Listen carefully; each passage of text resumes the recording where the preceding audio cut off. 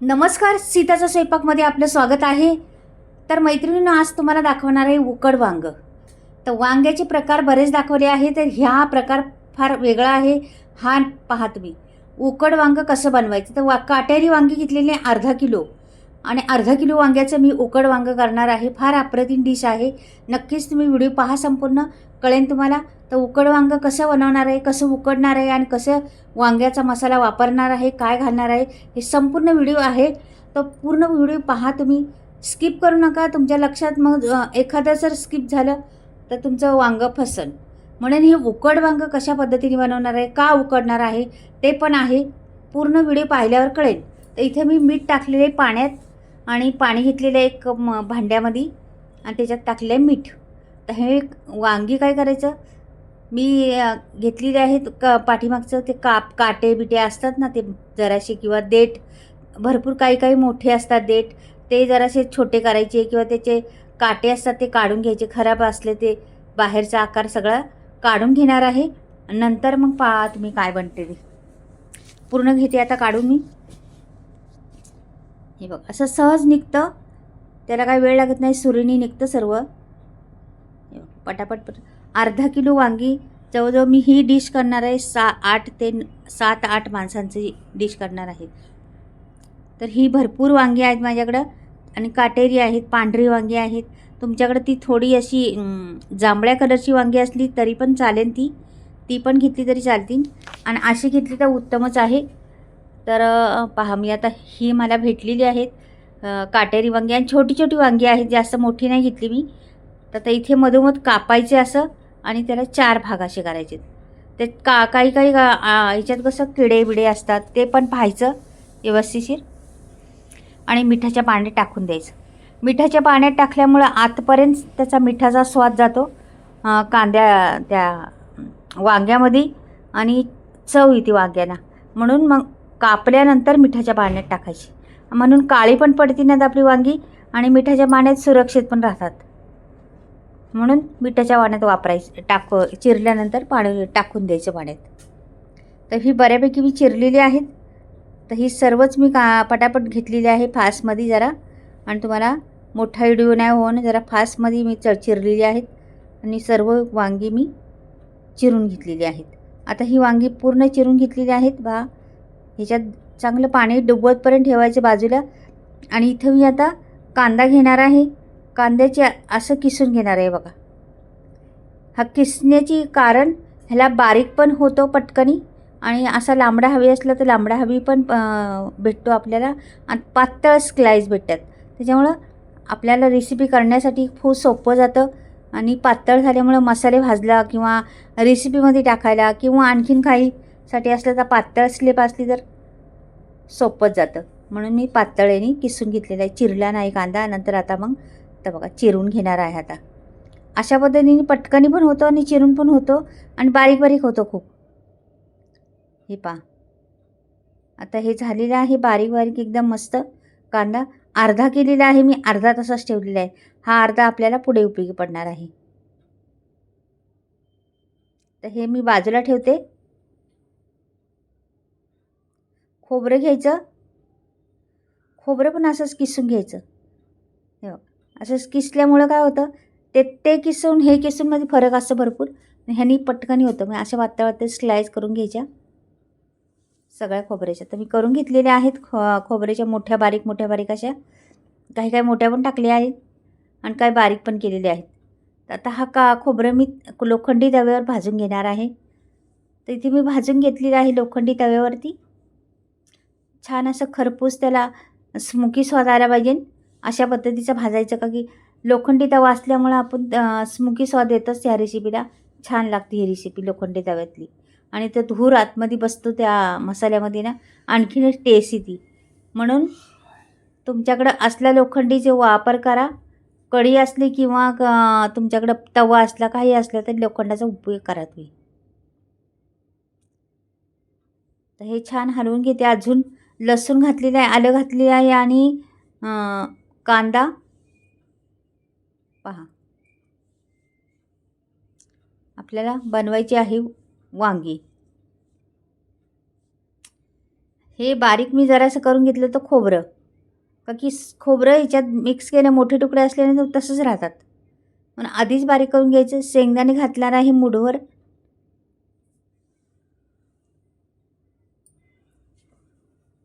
आणि ते पण असे छान भाजून घ्यायचे आपल्याला.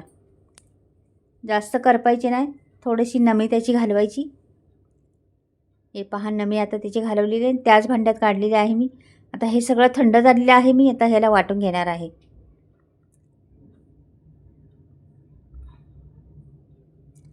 कोथिंबीर घातली मूठभर, आणि हा मसाला वाटलेला आहे ना, हा सोडून दिला याच्यात.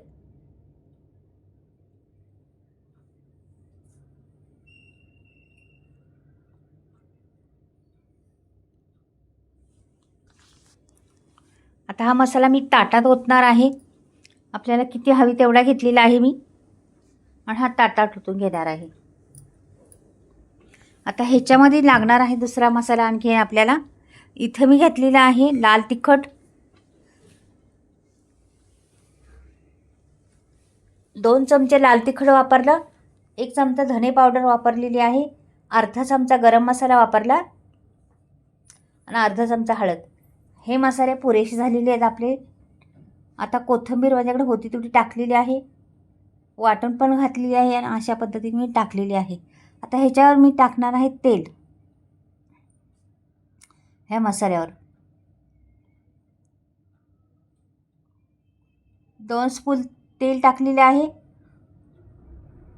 आता हे मिक्स करायचं, सर्व एकजीव करायचं.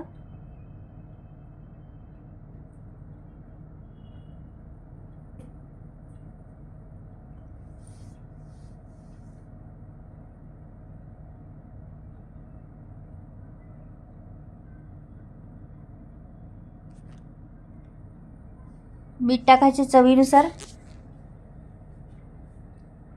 छान असं मिक्स करून घ्यायचं.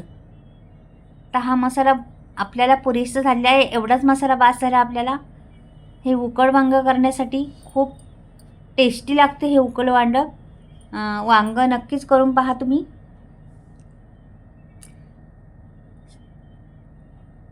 साध्या सोप्या पद्धतीत रेसिपी आहे, नवं शिकावं असतील ते पण करू शकतील अशी.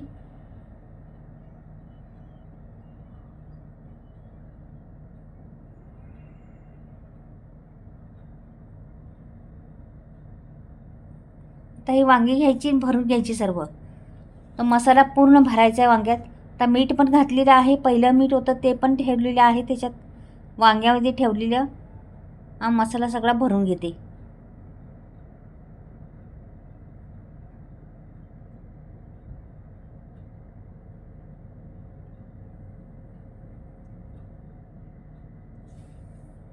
बऱ्यापैकी भरून झालेला आहे आपला. आता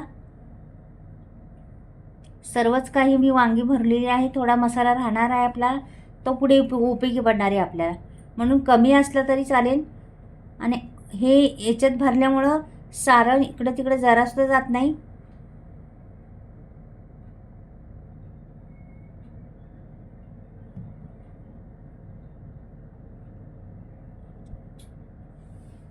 एक कुकर ठेवलेला आहे, त्याच्यावर एक भांडं ठेवलेलं आहे, खाली गाळा ठेवलेला आहे, आणि ही वांगी सगळी मी ह्याच्यात सोडून देणार आहे. ही भांडं का ठेवलं, चाळण नाही ठेवायची, भांडंच ठेवायचं, का की आपल्याला त्यातलं काही वांग्यांमधले आरक असन, वांग्याचं थोडं तरी पाणी निघतंच वांग्याचं, मग त्याच्याकरता मी एकही थेंब न वापरता अंडी उकडणार आहे, वांगी मी उकडून घेणार आहे. पहा, जरासुद्धा एकही थेंब न वापरता ह्या भांड्यामध्ये उकड करणार आहे वांग्याची. नावच आहे उकड वांग म्हणून. तर अशा पद्धतीने उकड करायची, झाकण लावायचं, आणि 2 शिट्ट्या करायच्या आहेत आपल्याला कुकरच्या. तर हे मी कुकर ठेवते गॅसवरती, आणि ह्याच्या मी 2 शिट्ट्या करून घेणार आहे. तोपर्यंत आपण इकडं पहा, आता हा मसाला उरलेला आहे, हा आपल्याला उपयोगी पडणार आहे पुढे अजून. ते बघा, 2 शिट्ट्या झालेल्या आहे, मी वर शिट्टी करून घेते आता.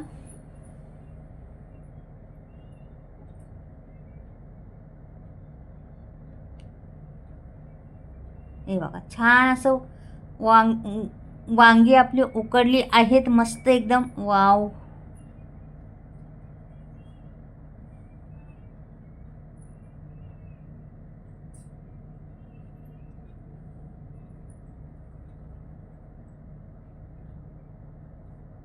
छान अशी झालेली आहेत.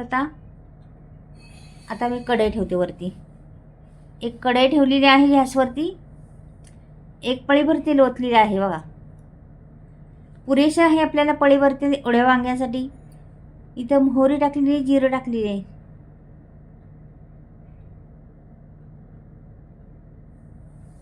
छान तो ठेचा वाटलेला आहे ना, तोही सोडून दिला त्यात. जिरं मोहरी टाकून त्यात तडतडले आहे छान, ते पण सोडून दिलं. थोडंसं रंग येण्यासाठी मी लाल तिखट टाकले चिमटीवर.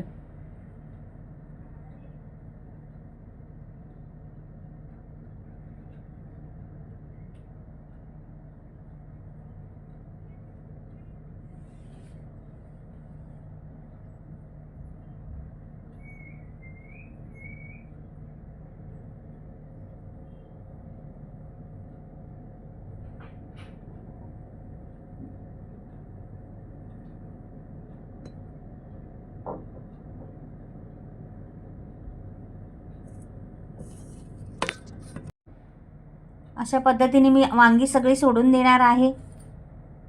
असं रसरशीत वांगं बनणार आहे. पहा तुम्ही, मसाला बी भरपूर झालेला आहे आणि वांगं तर आपलं पहिलंच शिजून झालेलं आहे. नुसतं 5 मिनटं पण नाही, 2-3 मिनटं ठेवणार आहे, जास्त नाही ठेवणार. 2-3 मिनटात आपलं वांगं तयार होणार आहे. असं वांगं तुम्ही कधीच खाल्लेलं असणार आहे या पद्धतीने करून.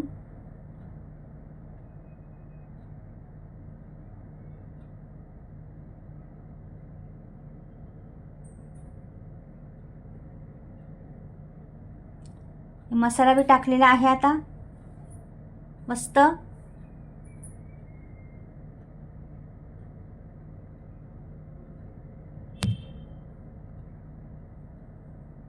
झाकण ठेवलेलं आहे आपण. तर झाकण उघडून दे बा, मस्त तरी आलेली आहे. खूप छान असं वांगं रसरशीत भरलेलं आहे बा. अगदी भातावर खा तुम्ही, तोंडी लावण्यासाठी पण घ्या. उत्तम गावरा वांगा आहे.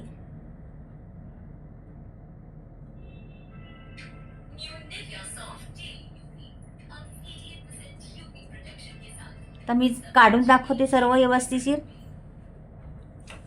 हे बघा, काढलेलं आता आहे. छान गरमागरम वाप रसरशीत वांगं.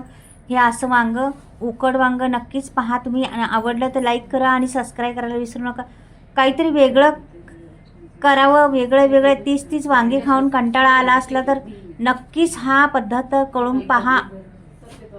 खूप छान आहे, खूप टेस्टी लागते आणि रेसिपी खूप चविष्ट आहे.